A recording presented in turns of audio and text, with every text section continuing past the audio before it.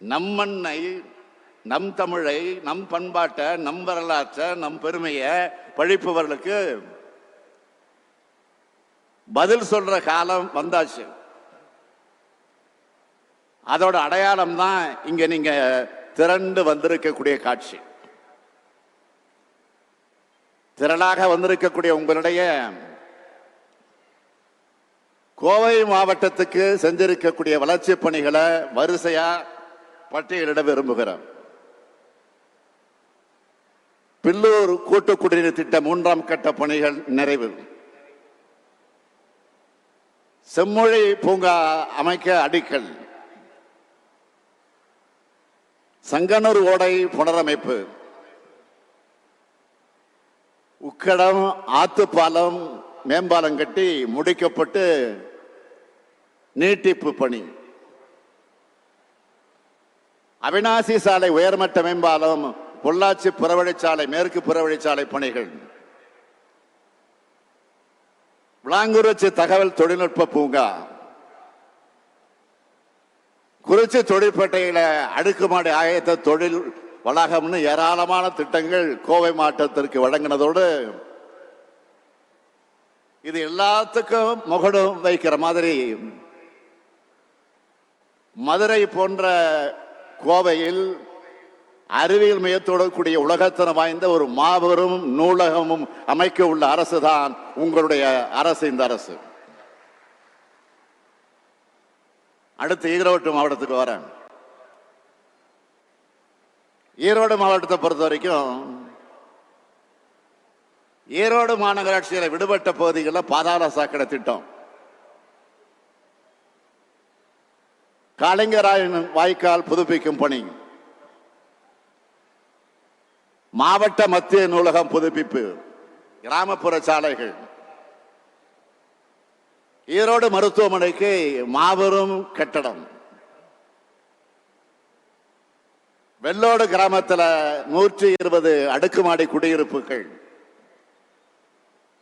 சித்தோட்டில் மஞ்சள் ஏற்றுமதி மையம், ஜவுளி பூங்கான்னு பல்வேறு திட்டங்களை ஈரோட்டுக்காக செஞ்சிருக்கோம். திருப்பூர் மாவட்டத்தை எடுத்துக்கிட்டா பாதாள சாக்கடை திட்டம் இணைப்புகள், 843 கிலோமீட்டர் நீளத்துக்கு சாலைகள், 4 பாலங்கள், புதிய பேருந்து நிலையம், 27 பள்ளிகளில் 60 புதிய வகுப்பறைகள் உள்ளிட்ட பணிகள் திருப்பூர் மாவட்டத்தில் செஞ்சிருக்கோம். நீலகிரி மாவட்டத்தை எடுத்துக்கிட்டா யானை பாகர்களுக்கு உதவியாளர்களுக்கு வீடுகள், தேயிலை தோட்ட தொழிலாளர்கள் 1000 பேருக்கு ஓய்வூதிய பலன்கள், தேயிலை தோட்ட தொழிலாளர்களுக்கு ஊதிய உயர்வு, ஓய்வு பெற்ற ஊழியர்களுக்கு குடியிருப்புகள் ஆகியவை வழங்கப்பட்டிருக்கு. நீலகிரி மாவட்டத்தில் இருக்கிற குடும்ப அட்டைதாரர்களுக்கு அரிசிக்கு பதிலாக 2 கிலோ கேழ்வரகு வழங்குகிற திட்டம் தொடங்கி வைக்கப்பட்டிருக்கு. வனவிலங்குகளால் தாக்கப்பட்டு உயிரிழப்பவர்களுடைய குடும்பங்களுக்கு வழங்கப்படுகிற இழப்பீட்டு தொகையை 5 லட்சத்திலிருந்து 10 லட்சம் ரூபாயாக உயர்த்தி இருக்கும். இப்படி கோவைக்கும் நீலகிரிக்கும் திருப்பூருக்கும் ஈரோட்டுக்கும் ஏராளமான திட்டங்களை கொண்டு வந்த ஆட்சிதான் உங்களுடைய திராவிட மாடல் ஆட்சி. அது மட்டுமல்லாம இந்த 4 மாவட்டங்கள்ல 560 கோடி 5 லட்சம் ரூபாய் மதிப்பீட்டில் 273 திட்டங்கள் இன்றைய விழாவில் மக்களுடைய பயன்பாட்டுக்காக திறந்து வைக்கப்பட்டிருக்கு. 489 கோடி 53 லட்சம் ரூபாய் மதிப்பிலான 35 புதிய திட்டப்பணிகளுக்கு அடிக்கல் நாட்டப்பட்டிருக்கு.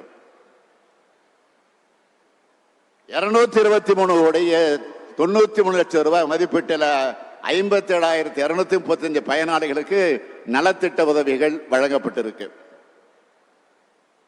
இவற்றினுடைய மொத்த மதிப்பு 1273 கோடியே 51 லட்சம் ரூபாய்.